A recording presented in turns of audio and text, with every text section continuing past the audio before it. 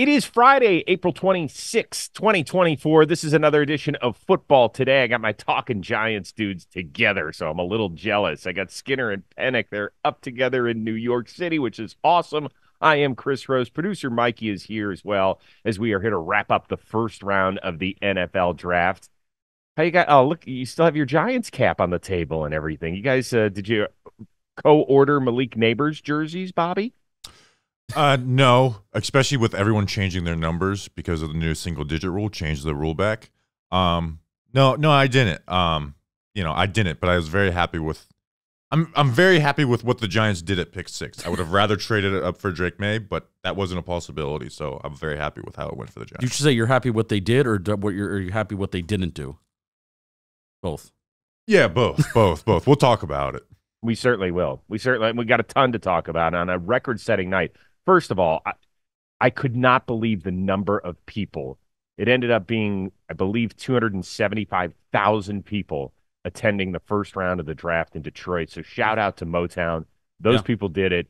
They were energetic. They were packed. I've been doing the pregame show from Los Angeles, and even I could feel the energy through the TV. So hopefully it displayed and felt as good for all of you viewers out there and all you followers out there as much as it did for the rest of us. I thought it was a cool experience. Didn't you, Penik?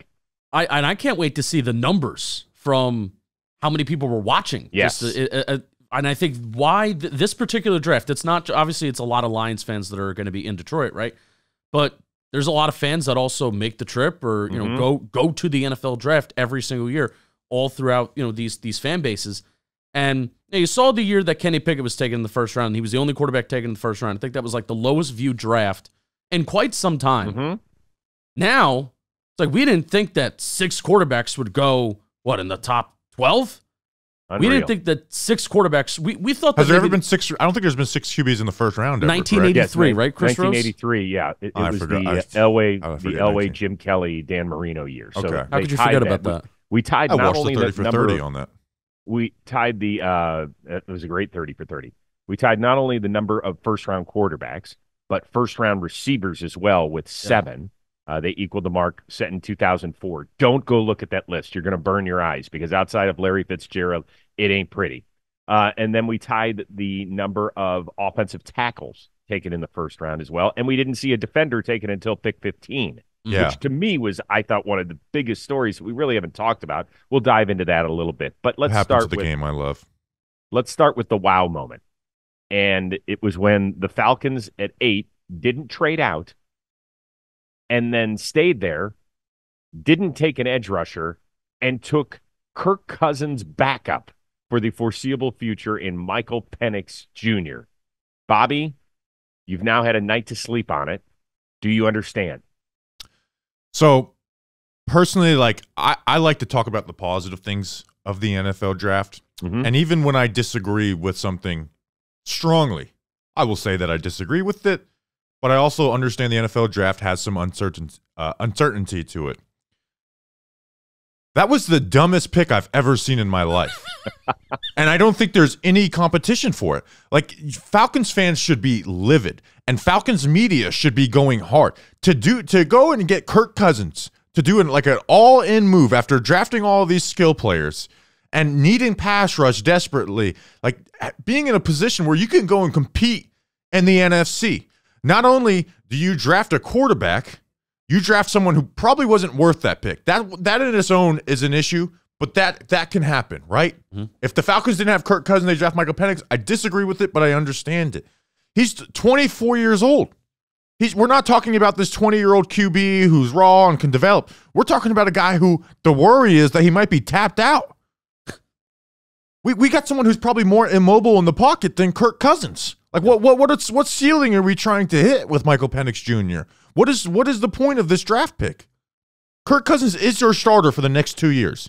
That's a guarantee. It's a guarantee that Kirk Cousins is your starter for the next 2 years.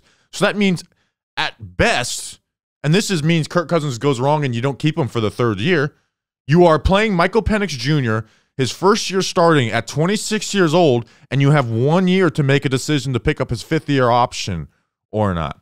This is an insane move to me for the Atlanta Falcons, who can compete in the NFC but still do have holes and needs. I am shocked that they did. I think this is truly the dumbest pick I've ever seen. And I don't think there's any justification for it. Unless Michael Penix turns out to be an perennial all-pro, this move makes no sense. And I don't think anyone's forecasting that. Rose, I need to hear your thoughts on this. So I was actually driving home from my pre-draft duties. I wanted to try and get home, but of course got caught in LA traffic and had to take a weird way down. So I'm watching the draft on my phone, listening, people. I really wasn't watching. I was listening, okay? Listening to the NFL Network broadcast. And I start going down the hill, and we get to the Falcons pick, and the phone goes out. I was like, oh, man. All right, so I'm going to miss the first defensive player. Damn, and Turner. It comes back 5 or 6 minutes later when I get down the hill, and they're talking about Michael Penix. I was like, who traded up for Michael Penix? And then they're talking about, well, wait, they just signed Kirk Cousins to a 4-year, $180 million deal. I was like, well, wait, stop. Like, I just lost the most important 6 minutes of my football life. I said, what in the hell that just happened? They didn't even take a top 30 visit with him. That's really true. That is true. I couldn't do it. And then I went back and I listened. Did you listen to the Falcons with Terry Fontenot, their GM, and Raheem Morris, their new head coach? Did you listen to their 25-minute press conference? We saw some quotes. Okay. You know, hopefully he doesn't play. If he doesn't play for 5 years, that's a good thing. I saw that quote. We want to take care of the most important position in football and quarterback. But again, what is the upside? What is the upside to taking? I was so excited to root for this Falcons team. Me too. Right after living through Desmond Ridder. Like, I was so excited for all this talent, for Bijan Robinson, for Drake London, Kyle Pitts. I was so excited. Like, hey, let's dunk on the positional value nerds, and let's see if this team can compete. And there's a window with this core. They screwed it. There's a window with this core. Okay, so if you listen to Raheem Morris, his number one point was, we don't plan on being in the top 10 with Kirk Cousins as our quarterback. Right. That's what they said very early on in that presser. Yeah. And how much have we talked about teams not having a succession plan? It's why teams like the Vikings, why the Broncos, why the Raiders were all kind of desperate last night in round one, right? And they're all, whoa, how much of the future are you willing to mortgage? Well, here, the Falcons do have a succession plan. They are going to be giving Kirk Cousins $90 million guaranteed through the first 2 seasons, and then I believe it's another 10 on top of that if something else happens contractually. So we're talking about $100 million guaranteed. But then after that, they can have, as you said, some time to make a decision. Now, the difference between this move and what the Packers did with Jordan Love is that Jordan Love was drafted in the late 20s, right? What was it, 25, 26? Yeah. Plus, he was a younger quarterback from a much smaller program in Utah State and the whole bit. Here, they did have a chance. And he's more talented. Okay, so, you can feel that way. Some people don't, but you can feel that way. I understand that. Yeah, Rose, I think Rose is kind of just arguing taking a quarterback in this scenario, like the philosophy behind it. If you feel he's a top 10 quarterback and you don't think you're going to ever get up there again without mortgaging your future, then you stash him on layaway. The difference here is that the Packers at 25 or 26 were not going to get the best player at any position, essentially not named quarterback or receiver. That's essentially what they could have done, right? Outside and offensive tackle. You could have had your choice on edge rusher, on cornerback, whatever direction you wanted to go to add another elite player. And last time I checked, the Falcons suck at rushing the quarterback. Yeah. They stink at it. So I suppose that's the difference. Although I don't hate it nearly as much as Bobby does. And after a night of sleeping on it, I understand what they did. I just don't agree with it, if that makes sense. Right. And Chris, like, I hear you, and a lot of teams think that way, where we don't want to mortgage our futures. We don't know when we're going to be in this position again. But I'm also of the belief of, if you form up the rest of your roster, and if your roster is really good, even if there is a quarterback question, a lot of these good teams, if you have good coaching, if you have good infrastructure, if you have good process, a lot of these teams do figure it out.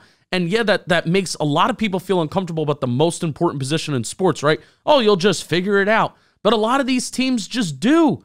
The Lions, Jared Goff wasn't supposed to be a long-term answer. Brock Purdy was Mr. Irrelevant. And how many quarterbacks did they go through with Jimmy G, bad contract, Trey Lance, bad trade-up? We've already talked about all this stuff. So I think if the Falcons had another opportunity of having a top 10 pick with having a core and a window to win now, going out, being aggressive and getting Kirk Cousins, we've seen how making some aggressive moves at quarterbacks have worked for some teams. Like it's worked for the Los Angeles Rams, right? Going out and trading for Matt Stafford. It worked for, Tampa Bay Bucks. They went and they got Tom Brady, right? It's worked for some teams that have made some aggressive moves.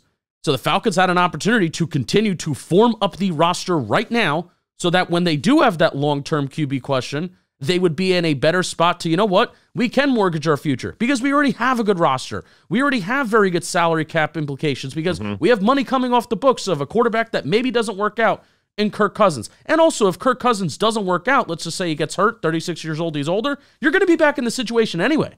Like a lot of teams are like, oh, we're never going to be back here. We're never going to be back here. Well, guess what? If you stink and you need a quarterback, odds are you're going to be back here anyway. Yeah, but I don't think we all believe that Kirk Cousins isn't going to – they're not going to stink with him. No, but they went all in on Kirk Cousins, and this is not a move to win. Like I know we mentioned the Packers, but like it's so much different than signing a guy in free agency, realizing you have a talented roster, and going all in compared to this guy's been our quarterback for almost 20 years. We've been really good at drafting. Let's figure out an exit plan. Let's figure out an exit plan. This is their first draft pick, this regime. This is their first pick. They're setting the tone. And again, we're talking about a 20. No. Terry Fontenot's been around for a few years. Excuse me. He's been making picks. How about this? But we're talking a 24-year-old quarterback who doesn't move, right? So we're not talking about this like raw, talented, take a chance, swing on a guy, hope we can develop him. We're talking about a guy who's, again, viewed as somewhat tapped out. Okay, but like I said, you could make that argument for a lot of quarterbacks that are taken in the first round. Yeah, but not to sit and be 24-year-old. Like the COVID year has changed where we have these older guys like Jaden and Penix. I think it's crazy. Can we change your mind? No. They've got 3 picks on Friday. They've got 1 in the second and 2 in the third. There are still plenty of talented players out there that can help the Falcons immediately. Maybe they don't help them the way that Dallas Turner or Jared Verse or Leatu Lutu, guys like that can help them, who were all on the board at 8, but they can help them. Will that make you feel better if you feel like they hit a home run on day 2? No. I mean, I still think the Falcons can go and compete in the NFC this year, but I think they just threw away a talented piece to help with that. There's nothing they can do to change my mind on this. Okay. Let me ask you this. If Michael Penix becomes great, then I will come on this show and eat shit and say, Falcons fans, I'm the dumbest person alive. Look at me. Like, put me on All Takes Exposed. I don't forecast that at all. And again, you're kind of going all in with Kirk Cousins. Let me ask you this. J.J. McCarthy was on the board. Mm-hmm. If they make the move for J.J. McCarthy, who's a lot younger, and I think he is more talented. And I think what he did at Michigan, even though obviously Michael Penix Jr.'s stats were much better, and the production was much better, I think J.J. McCarthy's game may translate better to the NFL. If they take J.J. McCarthy and say the same things that they're saying right now about the quarterback position, you never know when you're going to be back here. McCarthy's like 21 years old. I think I can justify that a little bit more. I still disagree with it, but I can justify it a little bit more. Right? I mean, you can. Once again, how we see the quarterbacks can be totally different, right? Yeah. The three of us can look at all these quarterbacks, and I could like Michael Penix's talent and not care as much about his injury history and his age, more so than Bobby. And Justin might have his favorite, whether it's Bo Nix or J.J. McCarthy or whomever outside of the top 2, right? I think there were all sorts of different questions about, heck, there are even some questions about Jaden Daniels. So really outside of the top 1. Right. So we could just all see those other 5 quarterbacks that were taken in the top 12 picks as different. Just because we might value something differently or like the way they play, whatever. I just I do have a hard time on passing elite. They could have talent. just not signed Kirk Cousins if they like. But they didn't know that they were going. They had to make that decision by the middle of March. Really, if not earlier. They've had 6 years to evaluate Michael Penix Jr. And the combine is before that. The only time they met with him, by the way. They didn't have a top 30 visit on him. They must have had a long Senior Bowl meeting. Yeah, that part to me boggles my mind. we're supposed to talk to Michael Penix today on our pre-draft show. I'm going to ask him, when an Atlanta number pops up on your phone, were you shocked? Yeah. Is there anything else you want to hear from him? I mean, I don't want to make the kid feel like shit, listen, by the way. He's a good dude. We talk with Michael Penix. I love interviewing him, right? I don't think he's going to be a good QB, but I'm not going to ask him that. I do think there's talent there. I think there's a path to success for him in the NFL. And I think Atlanta is a good situation for him. We'll see how the situation is in 2 years from now. But nonetheless, it's like, I think to me, it's not like I feel bad railing against Michael Penix Jr., even though I totally disagree with this move. So it's not his fault. Like if the Vikings took Michael Penix Jr. over JJ McCarthy, right, and the Falcons didn't take him, do I disagree with that move? Yes, but I think he'll go and find success early on. The Vikings can win some games. It's just you just signed Kirk Cousins to guaranteed for 2 years. Bobby, I get it. I understand all of it.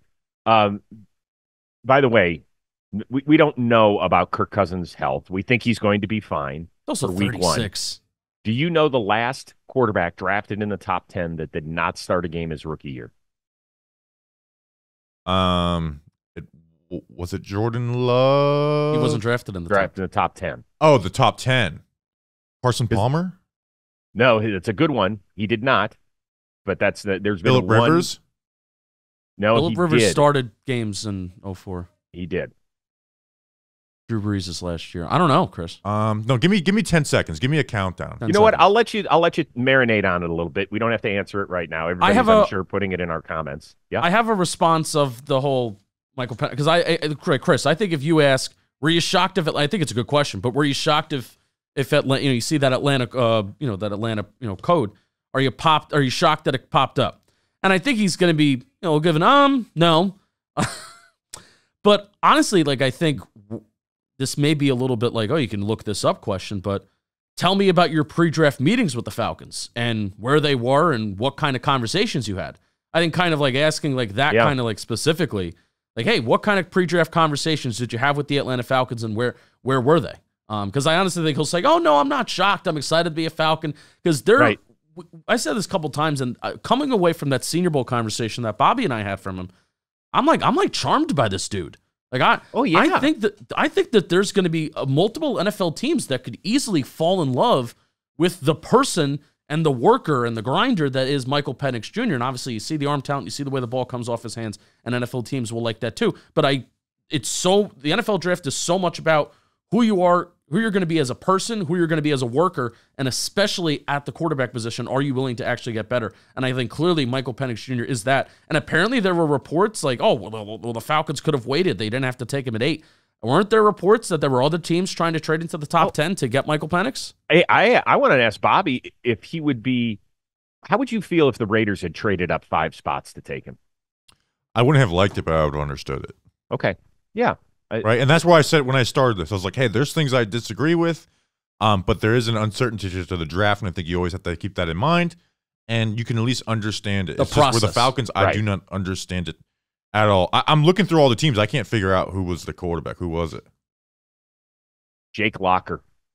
Oh, here we go. That was, top 10 pick. I wonder what our reaction to that would have been. That was a horrible, I think Christian Ponder. I feel like this is that draft, honestly, with the way the quarterbacks have went. That's the first thing I thought about. That is the first thing was 2011, because after Cam, it ain't pretty with some of it. Was that the EJ Manuel draft too? No, EJ Manuel was the only one to go in the first round. He was the only Jake Locker, that was 2013. Ponder, okay. Christian Ponder, Locker, and who else was in that? I always put those guys in the same I was a big category. Ryan Mallett guy. I love the arm. Rest in peace.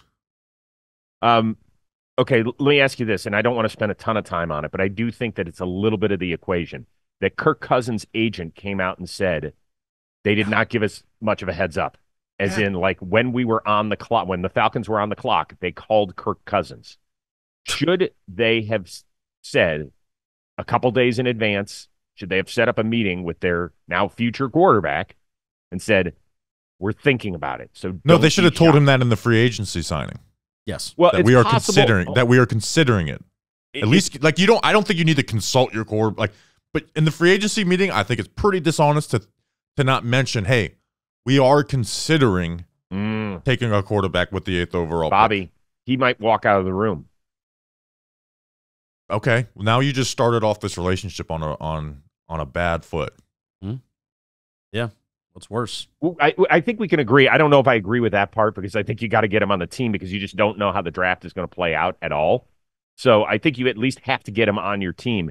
And then you have a big boy conversation. Just say, Kirk, you're our guy. Like, we have invested $100 million in you guaranteed to be our quarterback to lead us where we want to go. We just have to let you know that you're going to be in your late 30s at the end of this contract. We want to have a succession plan in place. So please don't be surprised that this is going to, Yeah. I can't believe they called him when they were on the clock. I just don't think. That's crazy. And people can say, well, hold on. He's not even really a true member of the Falcons yet. The Green Bay Packers didn't let Aaron Rodgers know at all, and he had won MVPs in a Super Bowl for that squad. Well, let's see. That relationship pretty much soured from that point forward if it wasn't already 1 foot out the door by then anyway. Mm-hmm. So I just don't know if it was a smart move. Did they need to 100% let him know about Kirk Cousins? No. But, man, it just doesn't make sense. Like, relationships, communication. To me, it seems so simple. Yeah. I don't know. Blaine All right. Gabbert was the other QB in that 2011 Oh, draft. right. Okay. Good call. Let's move on to Bo Nix. Did it feel like an act of desperation? Because I saw that Schefter tweeted out that Sean Payton told him, we got him in the building. We liked him ahead of time, but we loved him after the meetings. His ability to retain information was unlike anything we've ever seen. Yeah, We love his arm. We love his skill set. Do you think this is just a bunch of bullshit because they got the 6th best quarterback in the class, or do you think that Sean Payton really, really loves him? Penix, why don't you start with this? If you think that's bullshit, let me read you this. Also from Adam Schefter, Sean Payton wanted and intended to draft Patrick Mahomes in the 2017 NFL I draft saw that. when he held the 11th overall pick, which is news to me. But hey, sometimes you can say that. Yeah, it comes up. He was ready to turn in the card, but before he could, the Chiefs traded up to the Bills spot at number 10 and took Mahomes one spot before Payton got him. Damn. Leaving the Saints to draft Ohio State cornerback Marshawn Lattimore. Payton feels as strongly about Bo Nix as he did Mahomes. That's bullshit. Right? Oh, I mean, right. We look back on revisionist history, and there's no way it's possible. When But Sean I suppose Payton, it's possible. when Sean Payton sends that text to Adam Schefter, I want to know if what Adam Schefter's response was like, please, bro, please don't make me tweet this. Please, bro, don't make me tweet this. Like, I don't think Adam cares. Adam's a really good guy. I like him, but I don't know if he cares about that. As long as it's people read it and all that sort of stuff, I think that's fine. Okay, so let's talk about the situation.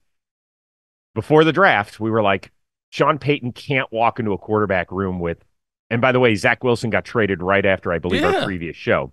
So then Zach Wilson, Jared Stidham, and Ben DiNucci feel like, okay, let's go get him in the AFC West. How much better does he feel today now, Penik? At least you have. He has Patrick Mahomes. He feels great. At least there's just guys, right? I don't know, Chris. We were talking with Jake. You know him. Known Broncos fan around here. Jake's Bronx. And we were talking to him on Wednesday, and the one thing that he kind of just said is, man, just don't feel like you need to take Bo Nix at 12. Don't feel like you need to. And that's exactly what they did. Now, I don't know what they were supposed to do. Like, do you risk and do you Bo Nix could fall to the second round. Oh, we trade back. Is another team going to trade up? Is the Las Vegas Raiders all in on Bo Nix? So I don't feel great about this, but also like they may have just had to do this because this literally may have been, even with trading for Zach Wilson, still one of the worst QB situations that we've ever seen. And just from a body standpoint, they need him, man. Like, but I don't have like a strong reaction to this. Not a good situation. I think he starts week 1. Yeah. I really do. Too. So I think it's a desperate move, but this is the team that I understand being that desperate for them. So, I also don't like. I don't think Bo Nix is horrible. Like, I actually think his film is better than J.J. McCarthy's, right? But he's obviously older. Played in a more quarterback-friendly offense. Russell Wilson checked it down like 30% of his pass attempts last year. Bo Nix throws it behind the line of scrimmage 30% of the time. Yeah, I actually think Bo Nix will probably do a little better than Russell Wilson did last year. Like he can create a little bit, but he's not, Russell Wilson where it's like my goal is to run around. Like he does it when it's necessary. So we've talked about these guys before. I don't think Bo Nix is some franchise saver, but I think he's someone who's capable of starting and winning games in the NFL. I don't think he'll ever be top 15 to 20 in the league, but if there's one team that it's like they're okay to be desperate, it is Denver, because that's the worst quarterback situation I've ever seen going into a draft for a team that didn't have like a top 5 pick. Yeah. Well, once again though, I think we have to measure it against who was there, right? Who was there? We had all the edge rushers. I wouldn't have done it, but I understand the desperation. Yeah, for sure. We had both corners. We had Brock Bowers. So you had multiple best players at positions there. So is the 6th best quarterback, although let's even give Denver the benefit of the doubt. Let's say on their board, Bo Nix was the 4th best quarterback. Patrick Mahomes. So let's move him up to 1. Let's say he's better than Caleb Williams in their eyes. Now we're talking. Now it makes sense. Now it is all coming together. Now we're talking. This feels like the move where in 2 years the Broncos are quarterback shopping again. That's what it feels like to me. Yeah. And they missed out on the best player at 3 other positions. And in a way, Sean Payton. Yeah, I agree with you. And in a way, like Sean Payton, they usually sometimes, first round quarterback, if your GM hits on him, David Sills is a Denver Bronco, by the way. If your GM hits on a quarterback, then all right, you stay, you keep your job, or if a regime hits on a quarterback, but if your regime misses on that first round quarterback, odds are you may be out. But this almost doesn't even feel like this is Sean Payton's pick at quarterback. I don't get that impression at all. Well, whose pick would it be? No, but I'm talking about the pick that's going to define his stay and time in Denver. Okay, what will define him is finding a quarterback. I have said this before, that he, in my opinion, he hasn't found a quarterback. Drew Brees limped out of a medical tent into New Orleans because Miami wouldn't clear him. New Orleans was the only team that would clear him as a free agent that year, and then they had one of the most amazing quarterback-coach marriages. So to that point, I will give Sean Payton a ton of credit. But let's not act like Drew Brees had 12 offers and Sean Payton wowed him this was the only job he could take. Yep. So Sean Payton he has yet to find a quarterback at the NFL level, in my opinion. Maybe I'm wrong. Yeah, but here's the thing. When he got Drew Brees, he did wonders with them, right? That offense was deadly for years and years, and it evolved as their personnel evolved, as Drew Brees aged. So, I think Sean Payton can do a great job with a quarterback, right? Even kind of did wonders with Russ a little bit. Yeah, even Russell Wilson, you watch him, that wasn't good. His box score numbers were pretty good. Oh, come on. Bobby, we watched the game. The guy, he either threw That's what I'm saying. The film was bad, but I agree. The film was bad. We talked about that, but remember, we also his box score stats are pretty good. So they started winning games after the beginning of the year being so bad. So again, I'm with you. I don't like this pick. I wouldn't have liked taking Penix or Nix for any team in the top 15, but it's understandable that they're this desperate. Russ was 13th in EPA per play, or EPA CPOE composite. 13th. The film was horrible. Didn't turn over the ball. Great. Where is he now?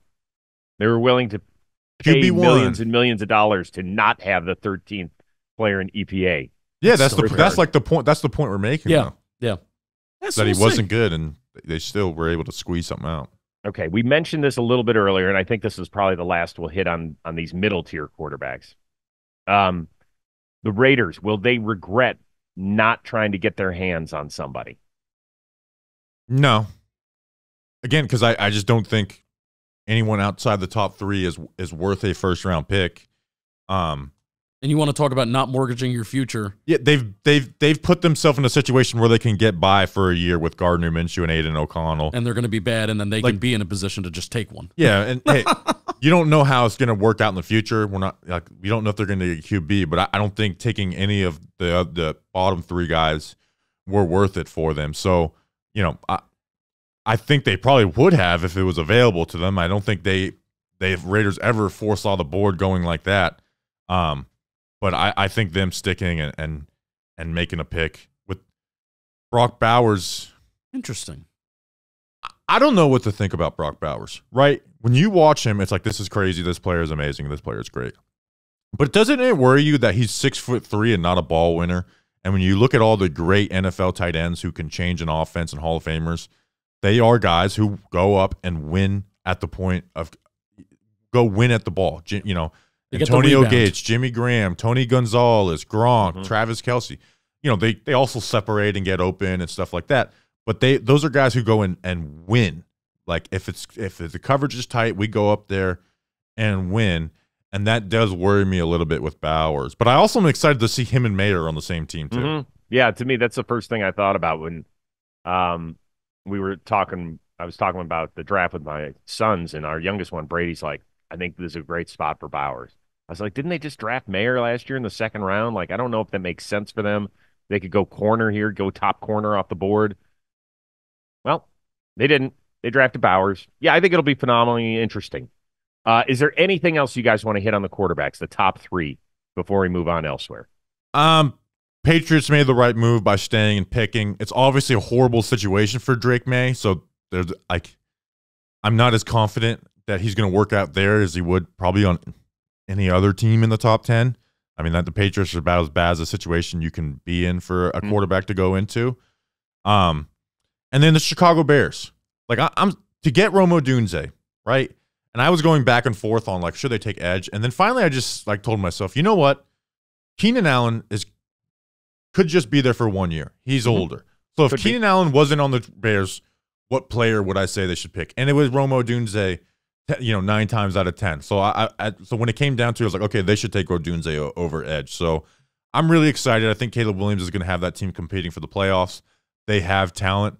I'm interested to see how they balance these 3 wide receivers. But I think if there's any QB that can make it work, it's Caleb Williams. So I'm excited for the Chicago Bears and Caleb Williams. McCarthy, I think, will look good in Minnesota, and we'll have. I agree. He'll be a topic of debate shows every single week of how good is he. He'll get disrespect. He'll get overhated and overrated, and I think that will be his career, at least unless Minnesota starts losing some of its talent. I think out of all the quarterbacks to land in the best coaching position, I think J.J. McCarthy. I really best wide receiver room, best offensive line, and best coaching situation for a quarterback in this draft. I think he should be the betting favorite to be Rookie of the Year, right? We were talking about that on the draft. Yeah, right. And this is coming from 2 people who did not want to draft J.J. McCarthy. I would still say Caleb, because if McCarthy's stats are better than Caleb's, Caleb will get the Rookie of the Year. Second favorite. But I like the Chicago situation. This is a much better situation than Washington. Definitely better. New England definitely than better. Atlanta, good situation, but he's not even going to play. Right. But I do view Minnesota as better, and then Denver is definitely better than. I mean, this might be one of the best situations a top 10 quarterback has went to since when. What's the best situation the last time a top 10 QB went to this good of a situation? You can argue Mahomes when they had Kelsey and Hill and Andy Reid. Yeah. Yeah. Well, that's been 7 years now. Yeah. I think it's a great situation for him. I really do. Quickly getting back to the Chicago pick at 9. No problem with taking Rome Odunze. Here's the thing I worry a little bit about. I thought Jackson Smith and Jigba got lost in Seattle last year. So they already had 2 pretty good wideouts. Yeah. And that was Shane Waldron's offense, right?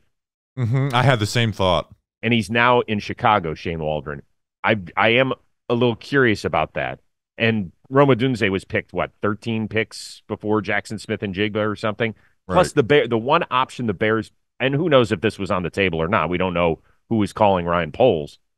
They've only got 2 picks left in the entire draft over the next 2 days. That's it. They only had 4 picks. Mm-hmm. It's just 2 of them came in the top 9.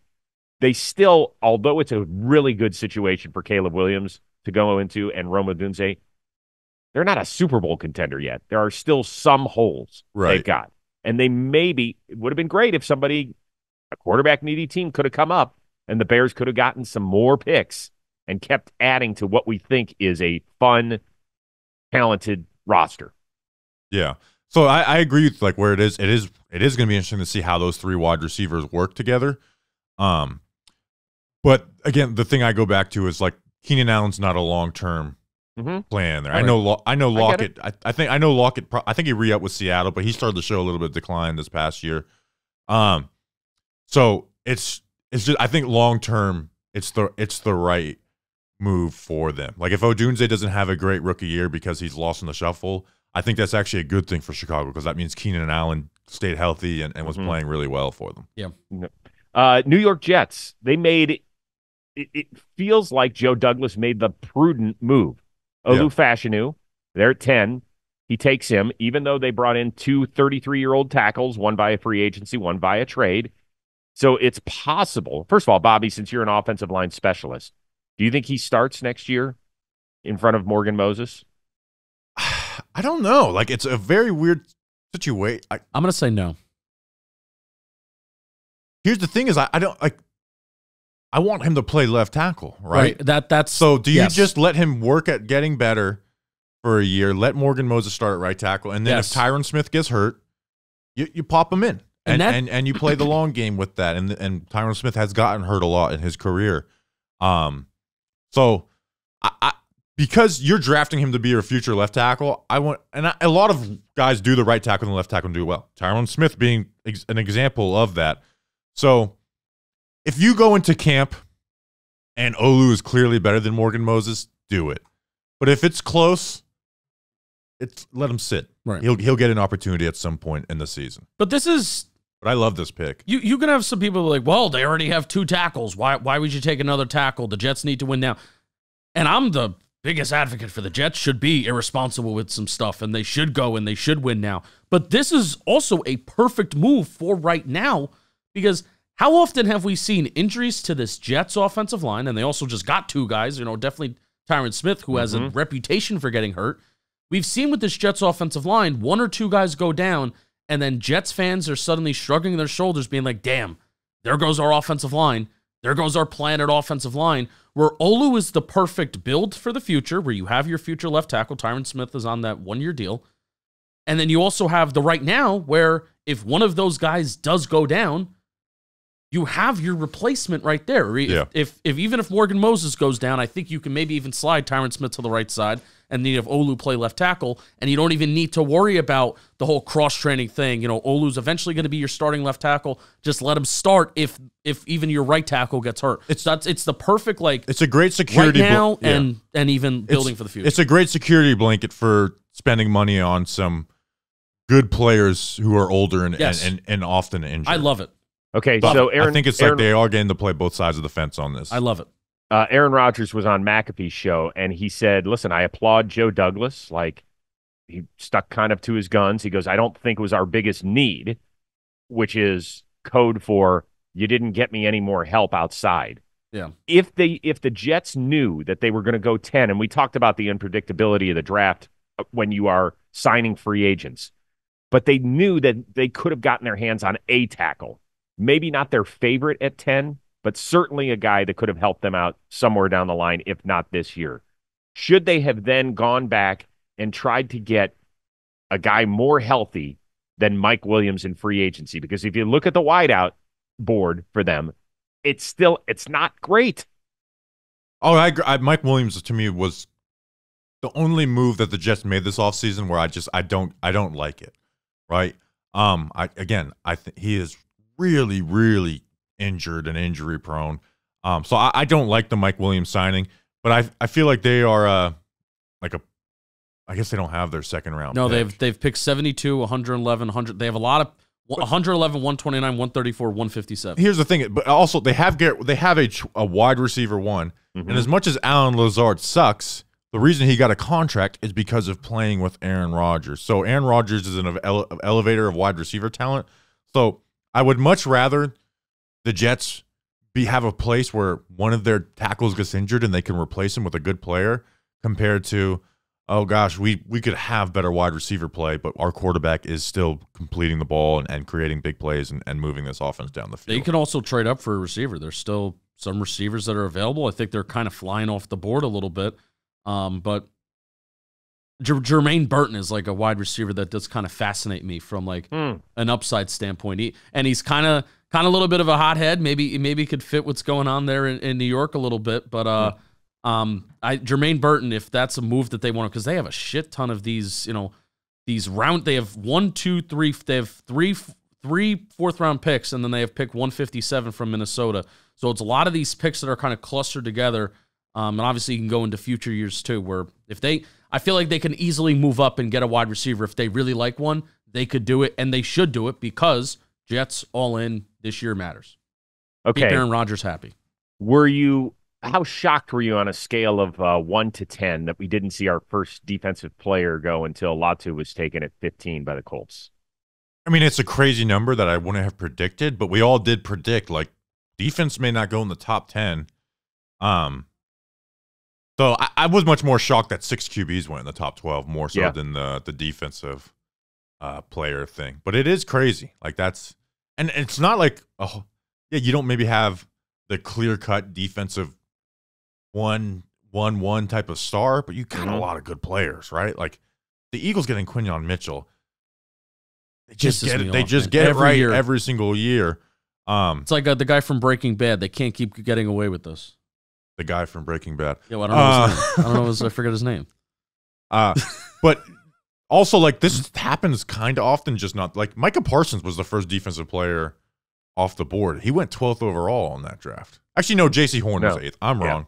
You're wrong. Micah Parsons was the guy who should have went off the board first for defense. Yeah, that was the latest. J.C. Horn at 7, I believe, to Carolina was the latest that a defensive player had ever gone off the board first in a draft. So this wasn't even close. We doubled that, more than doubled it.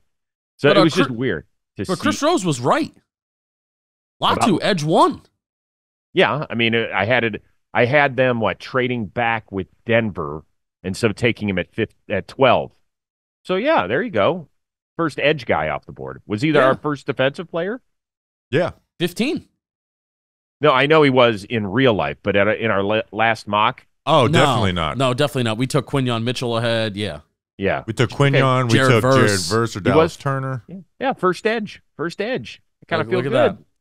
That. Did shock me a little bit that it was him. Like, there's definitely some questions that I have. And even called Dalton Feely, resident Colts fan, and he wasn't thrilled with it. But, hey, we talked about upside and things like that. We talked about that. I know that you have entirely separate episodes and stuff you've already done on the Giants. Just give me the 90-second version for each of you on J.J. McCarthy is on the board. How much angst did you have, Penik? It was there. It was there because I don't know if the smoke was actually there, but certainly the anxiety was there because J.J. McCarthy, he was the one the day before the draft where, Rich Eisen asked him, what team have you met with the most? And he's like, yeah, I've talked with the Giants the most.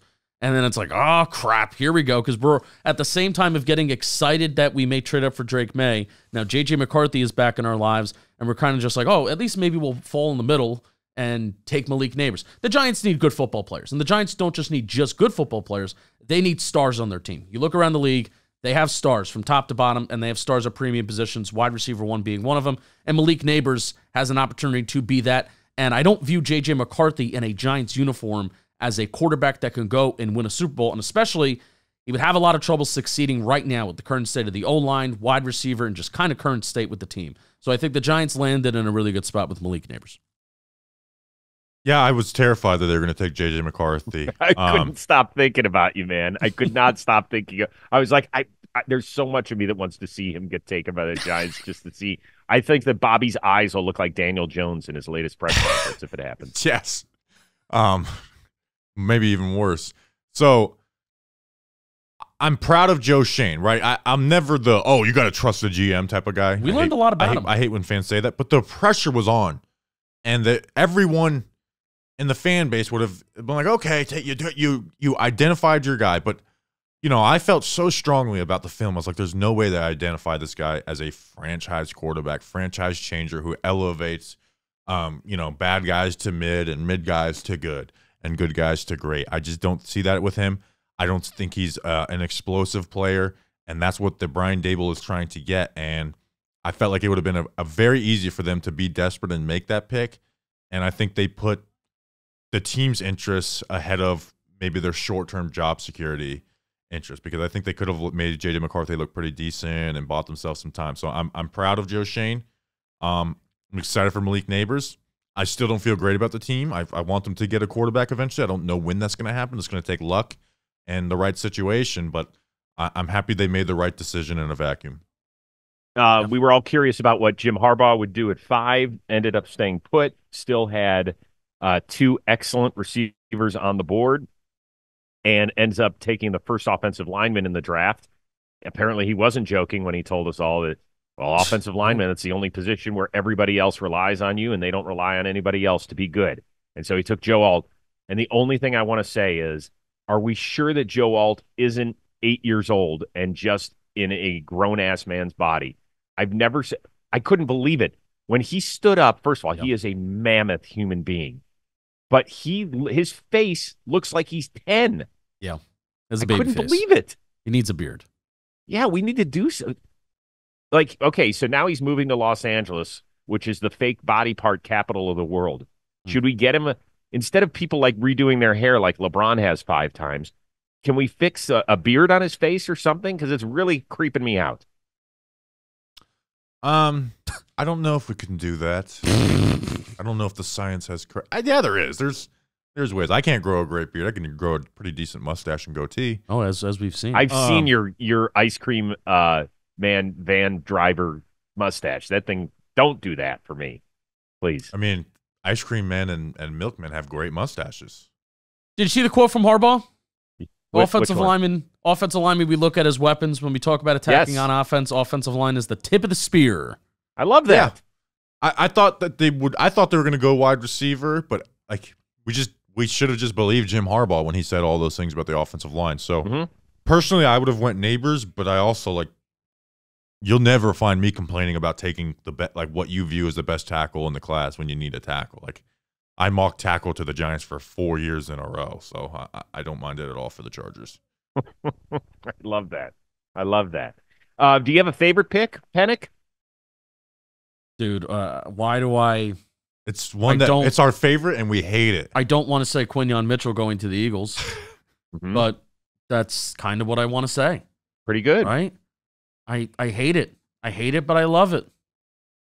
I also loved the Lions trading up for Terrion Arnold to pair with Carlton Davis. They needed cornerback help so much. They took advantage of it. Now, I also think it was a bad pick. You want to know why? I thought it was a bad pick before they even made the pick. They weren't celebrating like they had won the Super Bowl in the draft room. They were just like shake hands, a few claps. We need the Lions front office to be celebrating like they won the Super Bowl, or else I don't like the vibes around that. I don't know, but you can't force it. They set the standard so high last year when they drafted Jahmyr Gibbs, and we were all like, whoa. Yeah, they set the standard. Well, they did it with Penix. Like, you set the standard that if you don't do that, I'm going to judge that draft pick based on your reaction. Well, you know what it is? They're maturing as an organization because they were we cannot mature. Do not mature. We can't mature. You didn't get here by being mature. You got here by being dogs and kneecap biters. So, but I love the pick for the Lions. I do too. I think that he's going to be a fantastic player under Aaron Glenn in that system. And I know that it's not about what you say; it's about what you do on the field.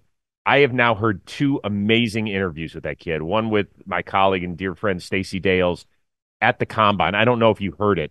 After he did his entire workout, he talked about how much his mom meant to. I mean, go back if you haven't listened to it. Go find it on social media. It's worth like the 90 seconds to listen to him talk about how proud he is of his mother. He made a point of this. She wasn't, like, okay, tell me about. He was like, and one other thing, I am so proud of what my mother has done. And for a kid in his early 20s, where the moment's supposed to be all about him, to be talking about that, I was like, oh my God. And then last night, for him to be able to soak it all in, he's got an amazing smile and presence about him. He turns around when Kaylee Hartung is interviewing him, and he's like, look at this. He's like, I'm home. I'm home. Like it was one of those moments where you just felt good. Whether you root for, against, I don't care, the Lions. It was one of those special moments that we're all going to be like, that's what made the 2024 draft really cool. They're going to love him forever. Absolutely. Love him. I also I like verse the Rams. Here's the last thing I want to talk about, because I do want to, like, once this all settles, go division by division talking about these guys, because I want to give every team their due to talk about. You know how the Vikings traded for the 23rd pick? Mm-hmm. So when you include that, for Dallas Turner, they traded their 2nd, 4th, and 5th this year and a 2nd, 3rd, and 4th next year. It's a big haul. That's a lot for Dallas Turner. Yeah, but when you start with the fact that they began, I think, at 42, then got to 23, and then 17. Yes. So it's combining those two trades into that. That is a lot for I like. Now, it's a great fit. Yeah. Dallas Turner is a perfect fit for a Brian Flores defense. And also the because Vikings. Of the speed, and he can actually, like, I've never seen an edge rusher be able to drop into coverage as good as he does. And they ask him to do that. So he's going to be a great fit for Minnesota, but they did give up a lot for him. So let's look at it this way. None of us would have blinked if the Falcons had taken him at 8, right? Correct. That's who we thought they would take, honestly. So we all believe top 10 talent, possibly best edge rusher in the class. You get him at 17. We know that, I mean, if you're going to rank positionally how important guys are, it goes quarterback.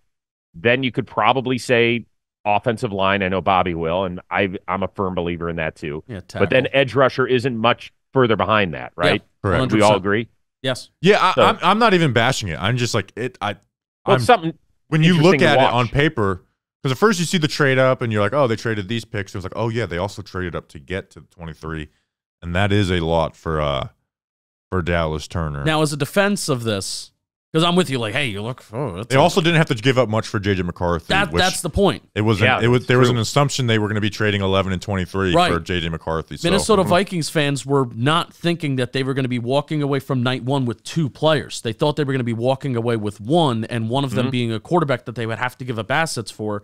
Instead, you get J.J. McCarthy at 10. You don't even need to move up into the top 5, and then you get Dallas Turner, who again we're just talking about, who a lot of people are viewing as edge rusher 1 in this class. So yeah, you look at it, but you're leaving the first round when you already have a pretty solid roster with hopefully your quarterback of the future that's going to be able to distribute the ball, and then an edge rusher who you have Danielle Hunter that left anyway, and then you have an edge rusher 1 that can kind of slide right in. So Vikings fans certainly didn't think that they were going to have leaving night 1 with two players. Yeah. By the way, my favorite pick in the draft, I know you guys hate giving the Eagles flowers. I'm going to do it with the Steelers, to be honest with you. Troy Fautanu, I think, is obviously a guy. We talk a lot about positional versatility on these offensive line between he and Graham Barton in particular, the kid out of Duke. The Steelers' 2 weakest spots on their offensive line are left tackle with Dan Moore, and at center where they got rid of Mason Cole, and Herbig is going to be their starter. Bobby, don't you think that Fautanu could play center if he needs to? I think he is, right? I think that isn't that like what's been said, is that he's going to play center for them? That's what I think too. But once again, here's the positional versatility. I think you figure out where are we weakest, get rid of that, plug in Fautanu, and we go from there. And by the way, if you want to move Jones again from right tackle to left tackle now, go do that, right? Yeah. And then, like, to me, I think the Steelers played it really, really smart when some of us thought that they were going to be taking a receiver at 20 and Brian Thomas was still on the board. Yeah, they just feel like a team that's not going to take wide receiver in the first round anyway. So, right. I want to bring up one more thing. I know people. I know we have to go, but I feel like this was a big end of the first round thing, especially with the 2 teams that did it. The Buffalo Bills traded with the Kansas City Chiefs. Kansas City Chiefs got Xavier Worthy, who Xavier Worthy was a player that you could see. I like the fit better for Kansas City for Xavier Worthy than Buffalo, but the consensus argument is, you could see Xavier Worthy being drafted by the Buffalo Bills.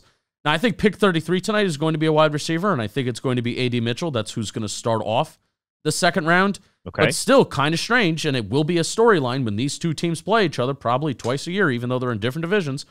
It will be a storyline that the Chiefs, the Buffalo Bills, basically kind of gave Kansas City Chiefs, Xavier Worthy. Yeah, how do you feel about that? Because I go back and forth of like, you can't just be like, I'm not trading with this team if you think it's the right decision. Because if they take Adonai Mitchell, it very well ends up, but like, you do also give Xavier Worthy the perfect fit with Kansas City. Yes, you do. I would say if you're worried about a team moving up to go take a receiver, then you really have to kind of self-evaluate a little bit about where you are as a franchise. Now, the Buffalo Bills did end up, weren't they the trade partner for Patrick Mahomes? Yeah, they screwed Sean Payton. Until now, he has Bo Nix. Well, congratulations, because Patrick Mahomes has spat in your face every time now that you played them. So this is nothing. The trade for Xavier Worthy is nothing compared to what happened 7 years ago. Oh, yeah. I was thinking about that, how it's like the Bills have what I believe is the second best quarterback in the NFL, but they can also be like, man, we fucked up not drafting a quarterback the year before. That's kind of like, that's like the ultimate like torture. It's like, yeah, that's sick, but it could be a little bit sicker.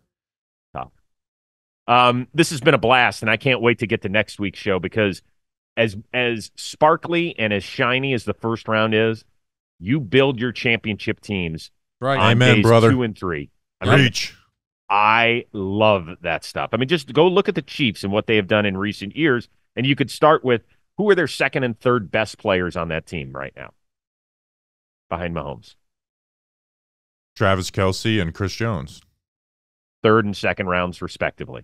Right? Oh, yeah. And those are gold jacket guys. No question, gold jacket guys. So we can talk all we want about them moving up 17 spots to go get Patrick Mahomes. You are building the rest of your team on these 2 days, on Friday and Saturday. I can't wait. We'll break it all down next week.